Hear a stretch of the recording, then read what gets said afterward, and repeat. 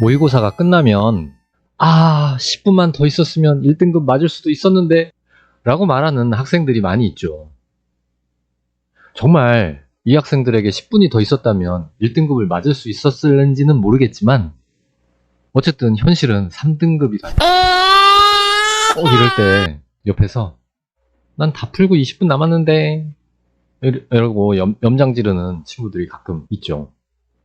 아우 열받아. 아주 얄밉죠. 아무튼 이 10분이 절실한 학생들이 정말로 많을 텐데 이 영상을 보고 있는 여러분들도 그 중에 하나일 겁니다. 여러분이 그토록 원하는 10분을 제가 더 드리도록 하겠습니다. 빠르고 정확하게 푼다. 빠정국어입니다. 예를 한번 들어보겠습니다. 간당간당 3등급 맞는 학생이 있다고 합시다. 이 학생은 때로는 4등급을 맞기도 하지요.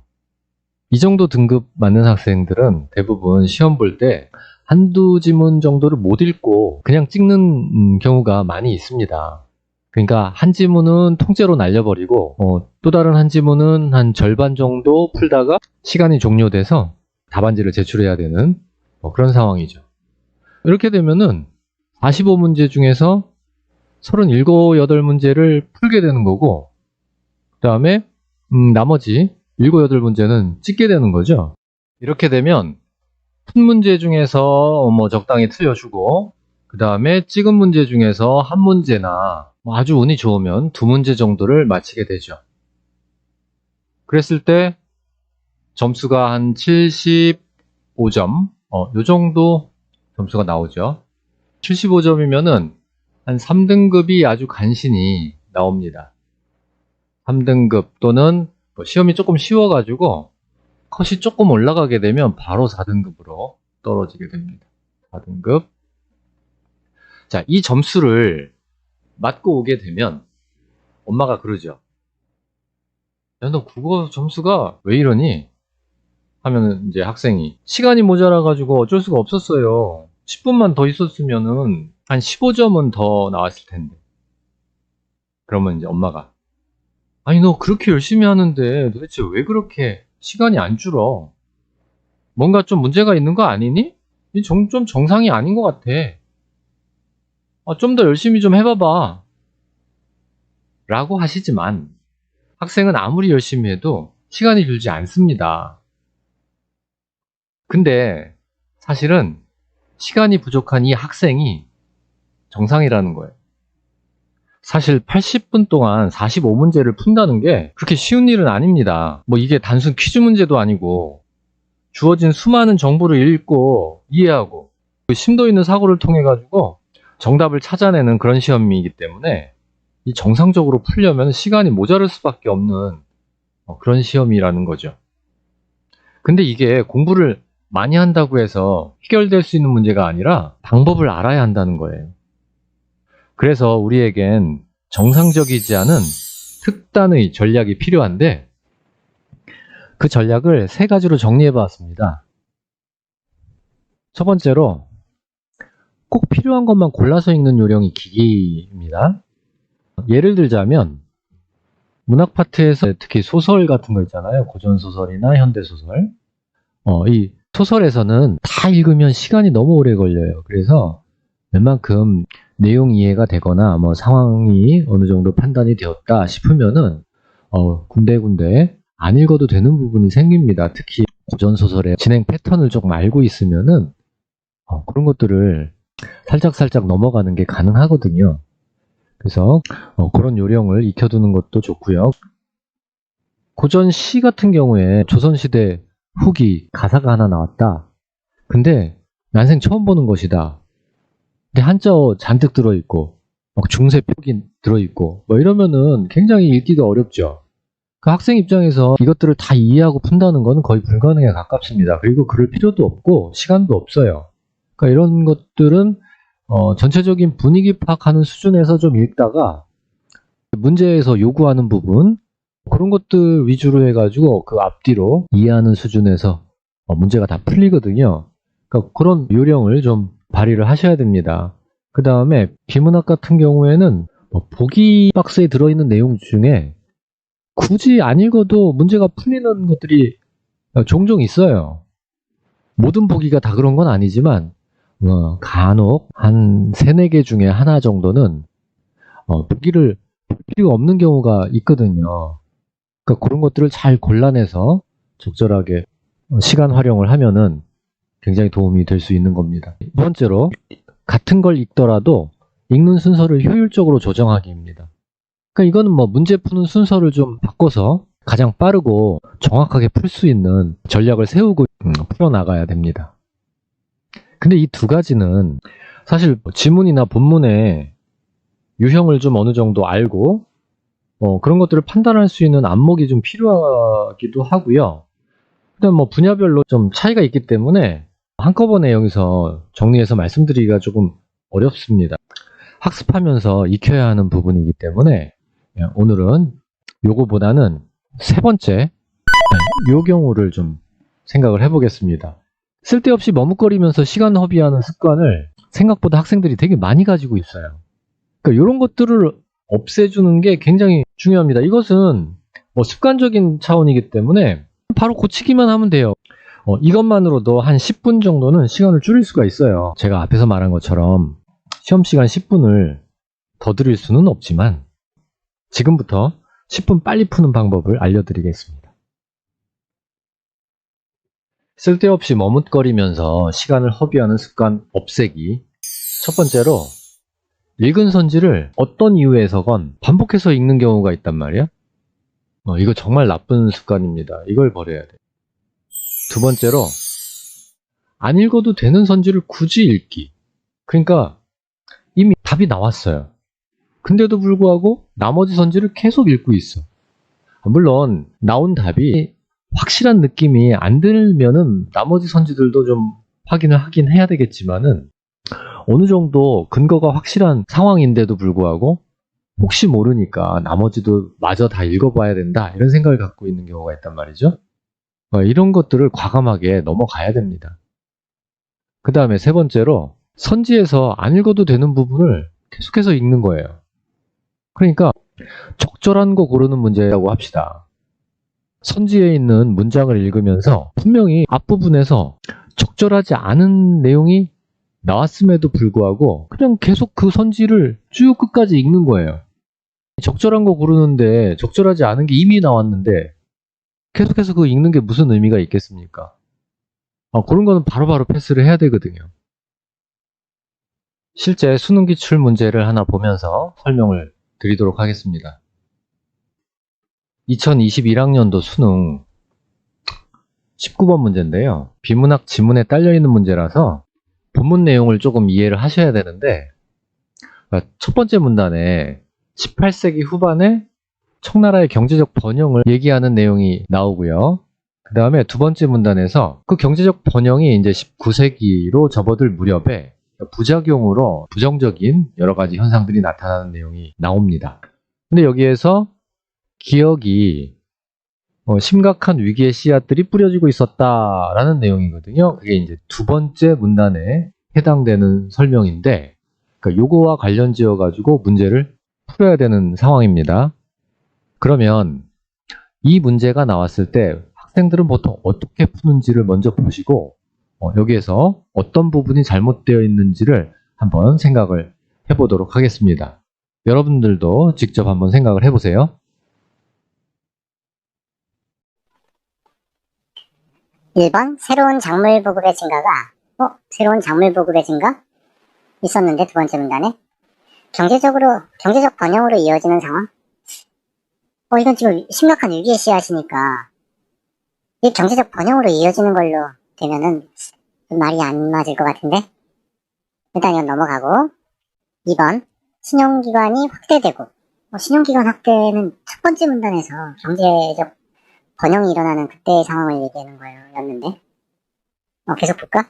교역의 질과 양이 급변하고 이것도 첫 번째 문단에서 얘기한 건데 그래서 그런 상황을 가리키는 것이고 이거는 아닌 것 같아. 그 다음 3번 보면 반란의 위험성 증가가 있었던 것 같기도 하고 뭐 이런 것 등 인구 증가로 인한 문제점 등 있었던 것 같은데 한번 확인해 볼까? 본문으로 가서 자, 다시 새로운 작물 증가, 새로운 작물의 보급 증가가 경제적 번영을, 이거 아까 좀 이상하다고 그랬었지? 그 다음에 신용기관이 확대되고 교육, 이것도 지금 첫 번째 문단에 있었던 거고, 지금 3번 때문에 갔다 온 거구나. 3번 보면 반란의 위험성 증가, 그다음 인구 증가로 인한 문제점들 나타나고 있는 상황. 이게 맞는 것 같은데? 그래도 혹시 모르니까 나머지도 볼까? 4번 이주나 농경집약화 등. 이주나 농경집약화? 이거 두 번째 문단에 있었던 것 같은데. 그 다음에 조정에서 추진한 정책들이 실패. 가만있어 봐. 이주나 농경집약화가 조정에서 추진한 정책들이었나? 아니었던 것 같은데. 이건 좀 이상한 것 같아. 이건 아닌 것 같고. 5번 사회적 유대 약화로 인해서. 사회적 유대 약화 있었어요. 두 번째 문단에. 그 다음에 관료사회 부정부패가 심화됐다? 이것도 있었네. 그러면 지금 3번하고 5번 중에 하나가 답이 될 것 같은데 3번 다시 보면 반란의 위험성 증가 등 인구 증가로 인한 문제점이 나타나는 그럴듯하고 5번 사회적 유대 약화로 인하여 관료사회의 부정부패가 심화되는 상황. 이것도 맞는 것 같은데 어떡하지? 3번? 5번? 모르겠다. 찍자. 이 학생이 어떤 부분에서 시간을 허비했는지 하나하나 체크를 해보도록 하겠습니다. 먼저 읽은 선지를 반복해서 읽었다. 두 가지 경우가 있었잖아요. 두 가지 경우. 첫 번째는 1번 선지와 2번 선지를 읽고 답이 아니라는 거를 어느 정도 확신을 가지고 있었어요. 그 다음에 3번 선지를 읽을 때 약간 확신이 없어서 이 답인 것 같기도 하고 아닌 것 같기도 하고 해서 근거를 찾기 위해서 본문을 확인하고 돌아왔습니다. 그런데 바로 3번으로 안 가고 습관적으로 1번 다시 읽었고 2번 다시 읽었어요. 그러고 나서 3번으로 왔단 말이에요. 그러니까 아주 의미 없이 1번과 2번을 다시 읽은 거예요. 이 경우가 첫 번째 경우고 그 다음에 두 번째 경우가 3번이 답인 것 같다는 생각을 했으면서도 더 읽어가지고 5번이 답인 것 같은 느낌을 또 받은 거죠. 그렇게 됐을 경우에 3번을 읽고 5번을 읽고 또 3번을 읽고 5번을 읽고 그러니까 왔다 갔다만 하고 있는 상황이었단 말이죠. 이렇게 하면 안 되죠. 정답일 것 같은 것이 두 개가 나와 있는 상황이라면 계속 선지만 주구장창 읽지 말고 이 선지를 좀 분석적으로 접근을 해야 되는데 3번 같은 경우에 반란의 위험성 증가 본문에 있었고요. 그 다음에 그것이 인구 증가로 인한 문제점들인 것도 확실합니다. 그래서 본문 확인하면 이게 확실한 답이라는 거를 알 수가 있습니다. 근데 5번 같은 경우는 어떠냐면 사회적 유대의 약화라는 말이 있었고 그 다음에 관료사회의 부정부패 심화라는 말이 있었어요. 이거 둘 다 본문에 있는 얘기예요. 두 번째 문단에. 근데 가만히 생각을 해보세요. 사회적 유대 약화로 인해서 관료사회의 부정부패가 심화되었다. 이거는 지금 인과관계로 연결이 돼야 되는 상황인데 본문에 보면은 얘네들 간의 직접적인 인과관계는 확인할 수가 없습니다. 그냥 각각의 개별적으로 만들어진 상황이기 때문에 이걸 인과관계로 맺어주면은 틀린 말이 되는 거죠. 그래서 3번으로 해야 돼요. 정리를 하자면 읽은 선지를 반복 읽기를 하지 않기 위해서는 읽었을 때 맞으면 O를 쓰고 틀리면 X를 써줘야 돼요. 그래서 여기도 1번을 처음에 읽었을 때 이거 틀렸구나 X를 쳐놓으면 다시 안 읽게 되죠. 그 다음에 2번도 이거 틀렸구나 바로 X를 쳐버리면 됩니다. 그 다음에 두 번째로 답이 두 개가 잡히게 되면 이것들을 그냥 문장 단위로 해서 무작정 자꾸 읽어보지 마시고 선지 내용의 요소들을 분석적으로 따져봐야 된다는 거죠. 그 다음 두 번째로 안 읽어도 되는 선지를 굳이 읽었던 거는 그 3번에서 반란의 위험성 증가 등 인구 증가로 인한 문제점들이 나타나는 상황, 이거를 본문에 가서 확인을 하고 돌아왔잖아요. 그러니까 너무 근거가 확실해졌습니다. 그런데 정답이 거의 확실한 상황인데도 불구하고 4번이나 5번을 계속 읽고 있었다는 거예요. 이거 읽지 마세요. 읽지 않아도 충분히 정답으로 됩니다. 이런 게 사실 처음에는 쉽게 잘 안 되지만 자꾸 하다 보면은 이런 것들을 지나가는 데 익숙해질 수가 있게 됩니다.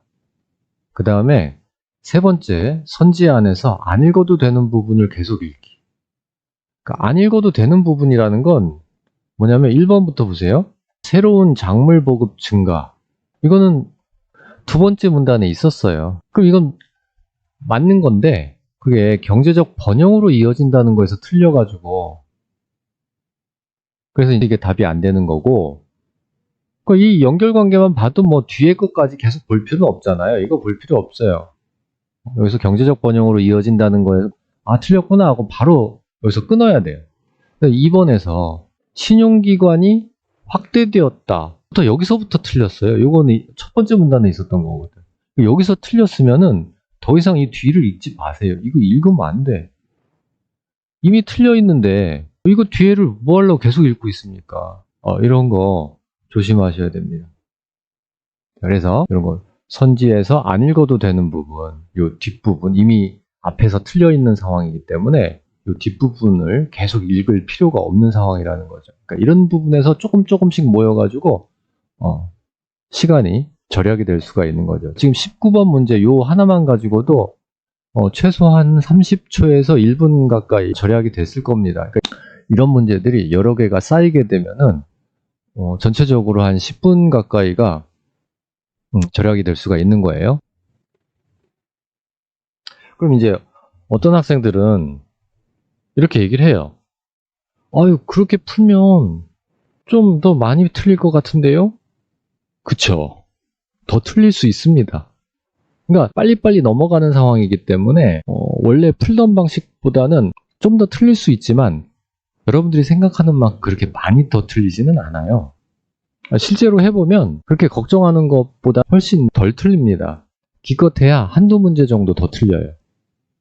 어쨌든 그렇게 한두 문제 더 틀리고 나서 그 뒤에 못 풀고 찍는 문제들을 한 7, 8문제 이거를 풀어서 마치는 게 훨씬 더 이득이죠. 그렇게 됐을 때 결과적으로 최소 10점 이상은 상승을 할 것이라고 확신합니다. 여러분들도 이걸 염두에 두고 연습을 하셔서 이게 몸에 익게 되면 아마 훨씬 더 좋은 결과를 거둘 수가 있을 겁니다.